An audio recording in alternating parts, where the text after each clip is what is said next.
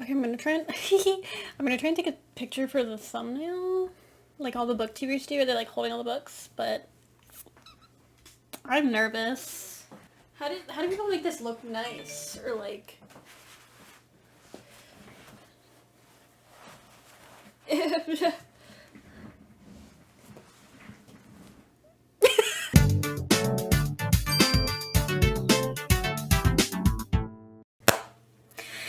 Hello everyone, my name is Shersten and I love books. And I love to read.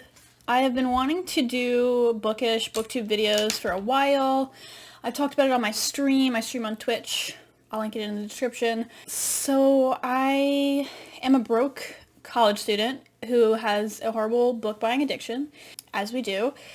So you're probably like, well, if you're a broke college student, how are you buying all these books? Let me tell you, dear viewer, bookoutlet.com is number one, and number two is my local used bookstore that I love so very much. So I'm going to be hauling a bunch of books from bookoutlet.com because they were having a huge sale, and I had a bunch of stuff that I had saved on that site that I wanted, that I finally pulled the trigger on because of the sale. I also have been obsessed with my local used bookstore. I'll explain how their credit system works when we get to the used bookstore books, which I'm going to do after the Book Outlet books. Because they have like a credit system, you can get a discount if you turn in books, whatever. If you see like sticky notes on the back, I just wrote notes to myself for like while I was filming, because you will soon learn that I could just ramble on forever about books, basically. So I wrote myself little notes. That's what those are. Don't know what I'm going to title this video, but I did realize as I was going through them that a lot of them I bought because of booktubers and because of booktube recommendations. So I'll tell you who recommended these books to me, and I'll probably link all of them down in the description below. Some of them I have specific videos in mind that I know that I got their recommendation from, so I'll link those. Otherwise I'll just link their channels. All these people are way super famous on booktube, so if you're into booktube stuff, you probably know who they are already. But if not, now you can support them. So let's just jump into it. I'm really excited. I thought I would start with Book Outlet. And also, I found quite possibly my number one best used bookstore find of all time. I think I can confidently say that this is my best favorite find at my local used bookstore. It's actually amazing. I'm literally saving it for last because I'm so excited to talk to you guys about it. But like, best for last, right? Okay, first, I mean, if you watch BookTube, you know how hyped Song of Achilles is. Song of Achilles by Madeline Miller. And this has been on my TBR for a very long time, and I remember, like, this is one of the books that I always, like, when I go into a bookstore, I'll pick it up, I'll put it down, I'll pick it up, I'll put it down, and I never, like, pulled the trigger on actually getting it. But when I saw it on Book Outlet paperback, because I prefer paperback, so usually on Book Outlet, I'll always wait until they have the paperback version. If you, by some grace of God, don't know what this is about, this is a story of Achilles, the Greek god, and it's told from the perspective of Patroclus, and it's like his best friend slash lover. I don't know a lot about this. I haven't really studied like Greek myths. Obviously I've heard of Achilles, I know like Achilles heel, blah blah blah. But I'm still very excited. As you can see, I'm currently reading it. So I'm very excited. I don't know if it's going to make me cry. I'm a big book crier. I'm a book crier, TV crier, movie crier. I will cry. If the goal is to make you cry, I will be crying. Also, I didn't know that Madeline Miller is from Philadelphia, and I'm also from the Philadelphia area. So that was very exciting when I read that in her little description. Okay, next. Another booktube favorite is Station 11 by Emily St. John Mandel. You guys have probably all heard of it. It's raved about on booktube. If you haven't, it is a post-apocalyptic book based around like a group of nomadic actors, I believe it is. And it's just like their journey in this post-apocalyptic world. I think it's actually like a disease that causes it to be post-apocalyptic. So I'm very excited. I've heard a lot about this, and I also think that there's a show. So I want to read this before I watch the TV adaptation. But this copy is in like near perfect condition. Sometimes for Book Outlet, I'll get copies that are like kind of iffy because like it's like a bargain copy and it'll be a little beat up. But this order, actually, most of the books were like in near perfect condition, so I was very happy with that. Okay, next.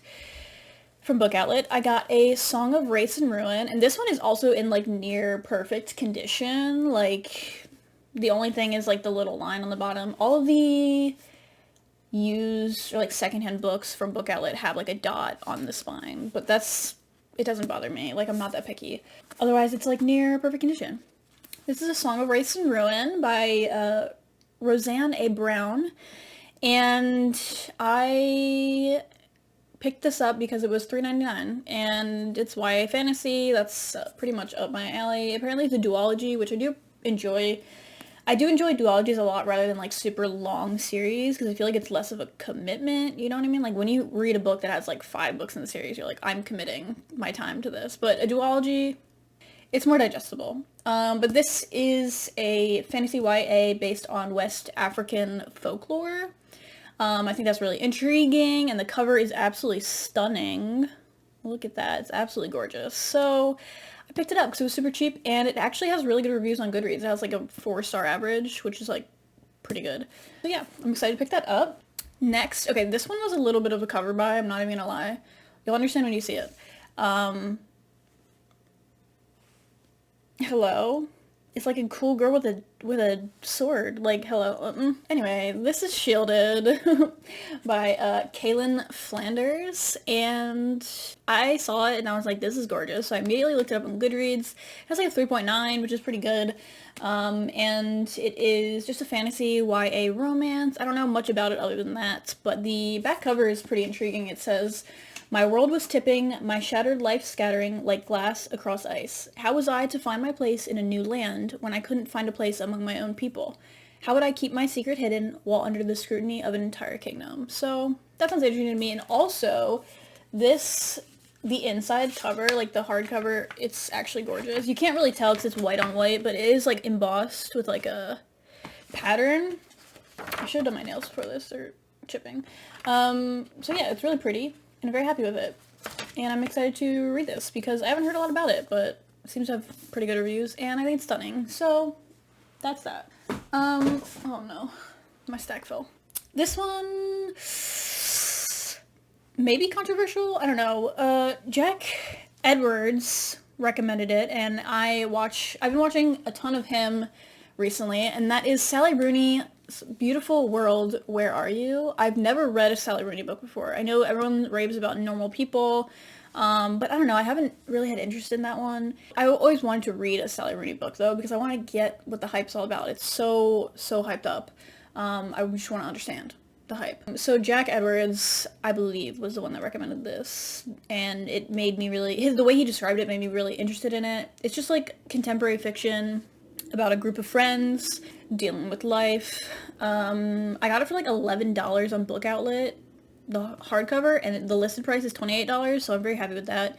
Usually I would not buy something over $10 off of Book Outlet, usually even over $5 on Book Outlet. Like, I'm very stingy with what I buy on Book Outlet, but it was the hardcover, and I know that this is a pretty new book. I don't know when this actually came out. I think that Jack Edwards said it was kind of inspired by stuff that happened with COVID. Yeah. It was, first edition is 2021, so I believe that this has to do with, like, being in quarantine or COVID. Maybe, I don't know, don't take my word for that, but that's something I think that Jack mentioned. If not, I'm so sorry. But I will, put a link to Jack's channel in the description if you don't know who he is. He's a phenomenal booktuber, and I hope that I enjoy this as much as he did, because it sounds really interesting, and I want to understand the hype about Sally Rooney. I truly do. Next, I'm very excited for this one. I'm excited for all of them, obviously, but it's Radio Silence by Alice Oseman. And before I get into this book, I just want to mention that Heartstopper by Alice Oseman is one of my favorite graphic novels of all time. It's a beautiful, adorable, gay love story between 2 teenage boys, and they just did a Netflix adaptation into a show, so if you don't want to read something, you could watch it, because I started watching Heartstopper on Netflix, and my expectations were high, but not super high. Because you know, when you read a book, you obviously imagine things happening in your own head, and nothing usually, like, when it gets adapted, it's not going to be the same as it was in your head, right? So my expectations were, set in the middle, but the casting is honestly perfect. The casting, like, this is exactly how I imagined all of these characters in my mind. I mean, obviously, the graphic novel, they have more to work with, but, like, so many times I'll be watching the show, and the way that it happens is, like, exactly how I imagined it in my mind. Like, they're spot on. So, I imagine they're working very closely with Alice Oseman. I think she's actually, like, the main director on the show or something. I could be wrong. Don't get mad at me. But, yeah, the show is phenomenal so far. I'm done gushing. Radio Silence is not a graphic novel, it's a regular novel. It is just a LGBT YA book, and I believe, reading the reviews, it has a 4.17 on Goodreads, which is pretty good. And ever since I read Heartstopper, I did want to read more of Alice Oseman's books. So I'm very excited. This will be my first Alice Oseman novel that I have and am reading. Apparently it's about, like, platonic friendship love, and, like, there's no romance, but it's more of, like, a loving friendship. So I think it's really interesting and very, unique for YA, because usually it's, like, just romance. But it's also has a large cast of, like, LGBT and diverse characters, so I'm very excited about that. Hopefully I like it as much as I like Heartstopper, but that's gonna be pretty hard to live up to be honest, because Heartstopper is chef's kiss phenomenal. Next is A Rogue of One's Own. Now, when I bought this on Book Outlet, usually it'll tell you the number of a book in a series. Like, it'll be very upfront. Like, this is blank in a series. Like, so you don't buy something that's, like, halfway through a series if you haven't read the first ones, right? This one, it was not clear that this was, like, the second book in a series. And I get, like, a lot of romance series, it'll be like, you don't have to read the first book, but it's just set in the same world with, like, different characters, but you could technically read it as a standalone, like the Bellinger sisters or, like, the Brown sisters or whatever. But this one, apparently it's the second one, and the first one is Bringing Down the Duke. I had no idea. I just thought it looked cute, so I picked it up. But usually in those specific romance series where it's like, you don't technically have to read the first one, but you can read the second one, you aren't going to get the full experience. Like, if you don't know the backstory of the other characters, like, you know what I mean? Like, you need the full, well-rounded experience. Like, you need the first book to get that experience. So I might hold off on this until I get Bringing Down the Duke, but I think that this one actually has higher ratings than Bringing Down the Duke, so I don't know. Let me know in the comments below if you have read Bringing Down the Duke or A Rogue of One's Own, or both, and if you think I should read Bringing Down the Duke first, or if it's just, like, completely unnecessary and I can just read this one as a standalone. Let me know, please, because I would love to know. I'm always really disappointed when I accidentally buy books in a series and I don't realize they're in a series. Anyway, that's it for the Book Outlet haul. Now we're on to the local used bookstore of mine, and they have a credit system. Let me explain it. There's two ways to get a discount at this used bookstore. One, you can trade in books, and each credit takes half off of the listed price. And at this used bookstore, I have a book that still has a sticker on it, but they put their own stickers on it. Like, it's not the list price on the book. Since it's a used bookstore, everything's already discounted. So they put their own sticker on it, so you get half off their sticker price. So it's already discounted, and you're getting another half off of that price if you have credits from books that you give or donate to the used bookstore. And two, they have a rewards program, kind of like a punch card. So this is a little more complicated than the credit system, but I'll try to explain it the best I can. Every purchase you make, when you have your first purchase, they will average the, like, average amount per book, and they'll write that down. And once you reach 6 purchases, they take the average of all the averages, and then you get that amount off of your purchase. So last time that I went, I was like, I'm just going to drop off these books and leave. Like, they're probably not going to have anything I want. And then I ended up looking around and buying books because I can't resist myself. And I ended up getting, like, $8.60 off because I had finished my punch card. So that was great. And then I got extra money because I also had credits from the books.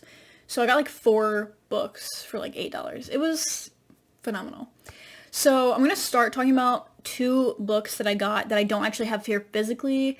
So I'm just going to get them out of the way. I'll like superimpose like a little picture on the screen because I left them at my parents' house. Sorry. Uh, I didn't feel like carrying them to my apartment. So I knew I wasn't going to be in the mood to read them in the immediate future, and I go home to my parents' house like weekly. So the first is Hamnet by Maggie O'Farrell. I got it for like $4, I think, because of the used bookstore, and it was in pretty good condition, and it was the paperback, which I really wanted because, as I've mentioned before, I prefer reading paperbacks. It's just more comfortable for me. I know everyone has their own, preferences when they come to reading, but I like paperbacks. And this one was actually recommended by two booktubers that I watch, Jack Edwards and Noelle Gallagher. And I love Noelle Gallagher. She's so funny and she's actually stunning.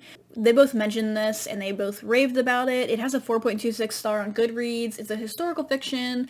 I believe it has something to do with Hamlet, the play. I believe it's like the son, Hamlet, passes away, and then later on the father writes Hamlet for Hamlet. Don't hold me. Don't look it up on Goodreads if you really want to know. That might not be accurate, but that's my understanding of it right now, and I haven't read it yet. So we'll see. But I'm very excited for it because Jack and Noelle both absolutely raved about it, so I trust that they have good taste. And another booktuber recommendation, kind of ish, was The Nightingale by Kristen Hanna. This one was a really nice hardback that was in like near perfect condition at the local used bookstore, and they had the list price for $8. I got half off for my credit, and then I had even more off that, so I got it for like less than $4. This nice hardback version of The Nightingale. And I have had The Nightingale on my list for a long time. If you've been on BookTube, obviously people talk about it a lot. But it's very highly rated on Goodreads. It has a 4.59 star on Goodreads, which is like really good. And Haley in Bookland recently did a video on like the highest rated Goodreads books that she has read and seeing if she like agrees with the opinion. And this is one of the books, and she said that she agrees. She thinks it's a great book. And I knew of it, like obviously I've heard of it, but I never was willing to pull the trigger on it, except when I went to the used bookstore. I had just finished watching Haley's video where she talked about it and raved about it, so when I saw it I was like, you know what, this is meant to be. I'm just gonna pick it up because it's cheap. So I'm very excited to get to that. The Nightingale, if you don't know about it, it's like a World War II historical fiction kind of novel, stuff like that. So I'm excited for it. And I have high hopes for it, obviously, because if it's that highly rated, I need to know the hype. Recently, I've been wanting to get back into classics and read more classics. This is probably because of Noelle and Jack and Emmy. I've been watching a lot of their videos. I'll link all their channels down below. I've been watching all their videos, and all of them pretty much read a lot of classics and like talk about classics. I think Emmy actually has a video of like classics for beginners. And it made me want to read more classics. I think all three of them actually might be getting or have a degree in like literature. So obviously in their studies they're reading a lot of classics. I just want to get back into classics because I haven't read a lot of classics since I was in high school, and I was like literally assigned to read classics, and some of them I loved, some of them I hated. But I want to get into them. So the first one I knew that I would probably love is Little Prince by Antoine de Saint-Exupéry. I'm so sorry. But this is The Little Prince, and it's adorable, and I've heard so much about it. You've probably heard about it. It's everywhere. It's been translated into like 60 languages, and I saw this copy on the shelf at the used bookstore, and it's gross and it's kind of dirty, but I wiped it off with like alcohol wipes, so it's like sanitary. But it has a 4.32 on Goodreads. Obviously, it's a really beloved classic. And if you are looking to get into classics and you don't know where to start, I would say The Little Prince is a great place to start because it is technically a kid's book. So it's really easy to understand. There is a little bit where I feel like it might have got lost in translation a little, but overall, the point still gets across. A friend of mine actually in one of my classes has a tattoo. He has a tattoo of this box, and I read The Little Prince like during the semester, and like halfway through the semester I was reading it and I saw this and I was like, oh my god, he has that tattoo. So I texted him and I was like, hey, I never knew what that tattoo was. Like I just thought it was of a weird box. But now I realize it's from The Little Prince, and he was like, yeah, it's The Little Prince. So that was really neat.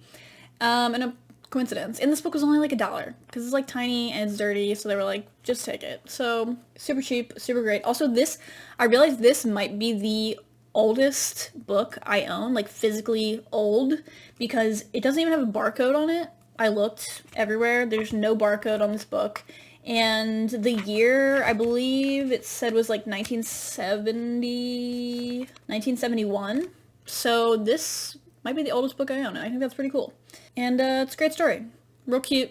I enjoyed it. I think that my expectations were a little set too high, because like this book is obviously really famous, so I think that my expectations were like up here. And when I read it, I kind of felt like, I don't know, it was 4 stars, it was very cute, but like my expectations kind of ruined it, I think. The next book is something that was another booktuber recommendation. This is Animal Farm by George Orwell. This one, Ariel Bissett, her favorite author is George Orwell. She always talks about George Orwell, and I listened to her podcast called Books Unbound, where Ariel and Raylene talk about books. It's super like cozy, comforting, adorable podcast. I love it. So I'll leave a link to their podcast in the description as well. But she gave a small description of this book, and basically it's a farm that is taken over by its overworked, mistreated animals. And that sounds super fun to me. It's a dystopian, obviously, and I saw this on the shelf, and I just heard Ariel talking about it, so I was like, I'm gonna give it a try, because I know how much Ariel loves George Orwell, and I want to also love George Orwell. So that's just that. I'm very excited to read this one. It's gonna be a quick read, because it's kind of small, but I'm excited. It sounds very intriguing and has a lot of like deeper meanings other than just like literally animals being overworked. I'm excited to see what all the hype's about. I will link to Ariel's podcast and her YouTube channel down below, so you can check it out. Next, another classic, Frankenstein by Mary Shelley. If you don't know what Frankenstein is about, I genuinely don't know what to say. It's pretty popular in pop culture, but Frankenstein is a classic. I think I heard Noelle Gallagher and Emmy talking about this. I think they both talked about it. I think Noelle maybe did like a whole project on it and was studying it and fell in love with it. So her description made me want to pick it up as well. I always wanted to read it, but just hearing them talk about it made me want to pick it up even more. And when I saw it at the used bookstore for like $1, I was like, yeah, I'll take it.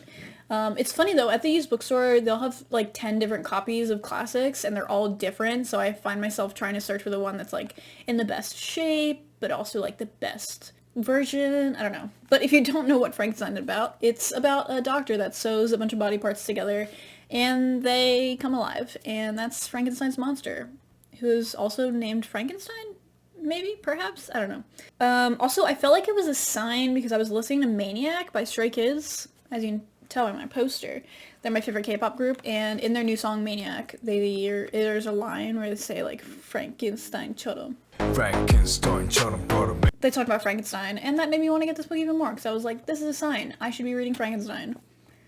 So I'm going to read Frankenstein. Next, I was going to say this is my last classic, but some of these could also be considered classics, but we'll get to that. This is Beloved by Toni Morrison. This is a very well-loved author. Toni Morrison is super well-known for her amazing classics, and I've always wanted to read Toni Morrison's work. Beloved is probably, I would say, her most famous one, so when I saw it on the shelf, I was like, I'm grabbing this, because it was like $3. It's a classic historical fiction with a little magical realism, I believe I saw. It was tagged on Goodreads as that. I think I'm just going to read the back cover because I don't know how else to describe it. Basically, it's about a woman who escaped from slavery but is haunted by its heritage. It is set in rural Ohio several years after the Civil War. This profoundly affecting chronicle of slavery and its aftermath is Toni Morrison's greatest novel, a dazzling achievement and the most spellbinding reading experience of the decade. I'm just very excited to read this. And if you want me to do like a whole video on like reading classics and like my thoughts on classics, I'll do that. But just let me know in the comments. Next, this book, I was shocked. I was shocked and in awe when I saw this on the shelf of my used bookstore, because in my head I was like, why would someone give this up? It's The Wind-Up Bird Chronicle by Haruki Murakami, and this book is in, I would say, perfect condition. Used bookstore for like $8. It's in pretty much perfect condition. There's no marks. There's no issues with the pages. I was shook when I saw this. So I snatched it so quickly. I've never grabbed something off a shelf faster in my life. I think they had a sticker on it for $8, and then I got like my half off my credit. So, hello, near new book for like $4, and it's a Haruki Murakami. Like, anyway, I've been wanting to read more translated literature. So this is originally written in Japanese. Obviously, Haruki Murakami is Japanese. So I know it's like magical realism, really like dreamlike. I've heard it described as. But I do have one Q84, I believe. I haven't read that one yet either. But it's also by Haruki Murakami. So I've heard a lot of really good things about Haruki Murakami. People on BookTube rave about his work, so I want to see what the hype is all about. Although this book is very intimidating because it's like kind of thick, but also if you can tell, the font is like size 8. Like, it's very tiny font. So this is going to be hard for me to start. Like, I can tell that this one's going to be one that I'm going to like stare at on my shelf for a while, and I might need like a little push to actually read it. So in the comments down below, if you read The Wind-Up Bird Chronicle, tell me how much you loved it and why I should pick it up immediately and take this challenge of a large book, because I need it. The next one's a little controversial, and I kind of maybe a little regret buying it, but it's Memoirs of a Geisha by Arthur Golden. I had just heard so much about this, and I know that this has been on my TBR for like years. I just never picked up a copy because it was never like super high up on my TBR list. But when I saw it at the used bookstore for cheap, I was like, you know what, I'm just gonna grab it. I always assumed that this was written by a Japanese author because geisha culture is so complex, so I didn't think that anyone would write something like this who has not actually like experienced that culture firsthand. So you can imagine my shock when I was doing research for this video and I went on Goodreads and I read the name and I was like, Arthur Golden, that doesn't sound like a Japanese name, but maybe he's just like a Japanese American and he has just a American sounding name. And in my head before I clicked his author profile, I was like, I swear to God, if this is a white man, I'm gonna be so mad. And it was a white man. So a white man wrote this book about about geishas and their lives. And I don't know how I feel about that.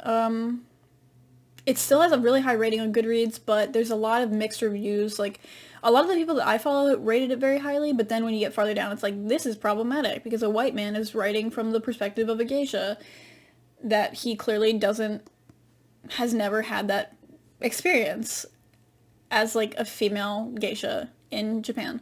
And I know people in comments are gonna be like, oh my god, like he lived in Japan, he has a degree in Japanese history, blah blah blah. But like still, you know, it's weird. So I don't know how I feel about this. Kind of problematic.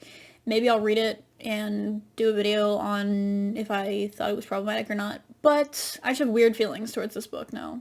Because I don't know why I just assumed that it was not written by a white man all these years, but probably should have looked into that before I bought it. But it was really cheap, so it's fine. It's fine. If you're interested in hearing my thoughts on this, let me know, because I will read it and rant about it, perhaps, or gush about it. We'll see. I don't know. But if you have read Memoirs of a Geisha, let me know what you thought about it. If you particularly are Japanese and have read Memoirs of a Geisha, let me know in the comments if it's horribly problematic and not accurate at all, because I would love to know. I would love to know. The next book, very specifically, I got from a video from Hannah, a Clockwork Reader. She did a video of, as I mentioned earlier, of like books, will this book make me cry? And she read a bunch of books that are like famous on BookTube for like making people cry. And this is one of the ones that she read and cried a lot and really enjoyed. So I picked it up. It's A Man Called Ove by Ove, I'm not sure, by Frederick Backman. And apparently it's real sad. It made Hannah cry a lot. And you know what? I was kind of mad watching the video because she was crying and I was like, how are you crying and you still look so pretty? Like she looks like a literal princess. Like she's so stunning and she's crying and like she still looks gorgeous. Like, when I cry, I look like someone slapped me in the face with a frying pan. Like, anyway, this book made her cry, but she said it was really good, so it seemed like something that would also make me cry, like, just from reading the synopsis. It's about, like, a grumpy old man who's just, like, minding his business and living his life, and then, like, really outgoing neighbors move in and try to, like, befriend him, I think. So, stuff with old people always makes me cry. I'm very empathetic, and thinking about, like, old people being sad or, like, lonely really makes me upset. So I have a feeling this book's gonna make me cry. It has a 4.36 rating on Goodreads, which is really good, and apparently it's Swedish. Apparently this is translated from Swedish. I didn't even realize it was translated lit, so I was very excited when I saw that on Goodreads, but I'm part Swedish, and I've never read a book translated from Swedish before, so that's just another plus that I'm really excited about for reading this. So thank you, Hannah. I will be linking her video of her crying over this book in the description if you want to check it out. Very excited for this. Can't wait to have a good cry. Okay, second to last. Here is Hench. Hench by Natalie Zena Walschatz. So sorry if I'm pronouncing that wrong. This is a book that I've seen a couple people talk about on Bookreads. A couple people talk about on BookTube, and it's basically about a woman who, in this world, there are superheroes and there are supervillains. Let me just preface you with that. And one day, this woman gets involved with some sort of accident where a hero leaves her badly injured, so she's feeling kind of resentment towards the heroes. Like, you know how people talk about in the Avengers movies, like, they're destroying these cities. Like, can you imagine how many people's lives are destroyed because of these superheroes saving the world? So this is kind of a take on that trope, kind of. It's not really a trope, it's just a thought.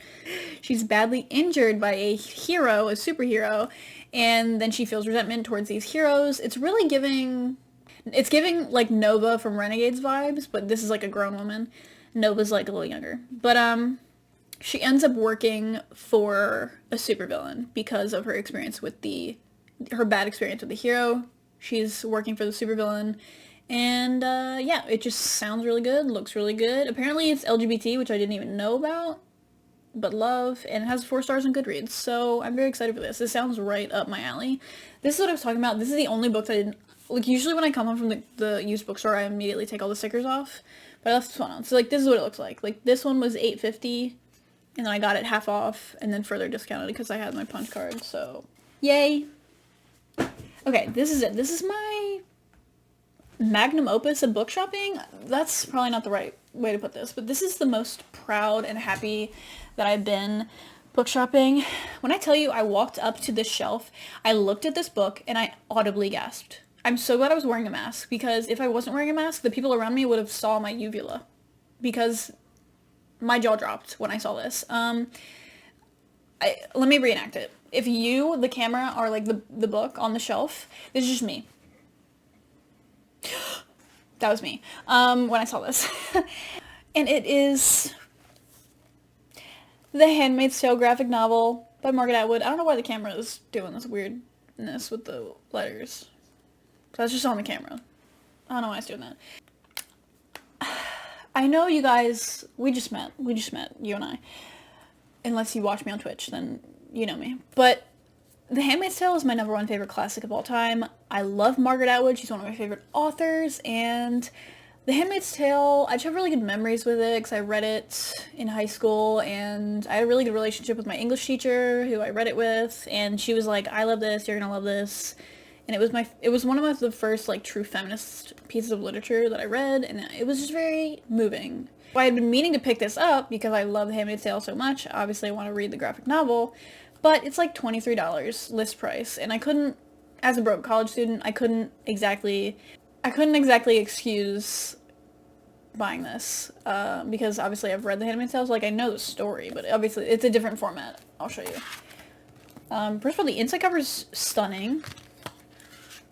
The artwork is stunning, and this edition is a near perfect, like, the only thing is the edges are, like, a tiny bit, like, pushed inward, but, like, that's gonna happen. It's like flawless condition. When I saw it on the shelf, I was shook. The list price was $10 on the sticker, and then I got a half off, and then I got extra discount, so I got this for less than $5. Less than five. Less than $5 for this perfect edition, hardcover, beautiful graphic novel.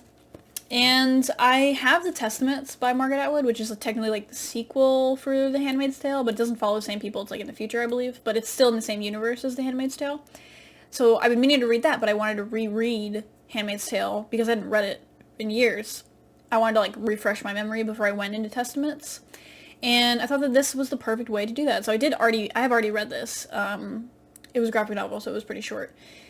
But it was a great, like, refresher to my brain, and I didn't have to go back and, like, read the complete novel. It was lovely. It was phenomenal. The artwork was great. It definitely jogged my memory of, like, different things that happened in the story. I just love it. And I'm really proud of it, and I'm so happy that I'm proud of it like I did anything. I literally just found it on a shelf. But, like, the gods were with me on that day in that bookstore, and they were like, you know what, you deserve this. You've been through a lot this year. You deserve this book.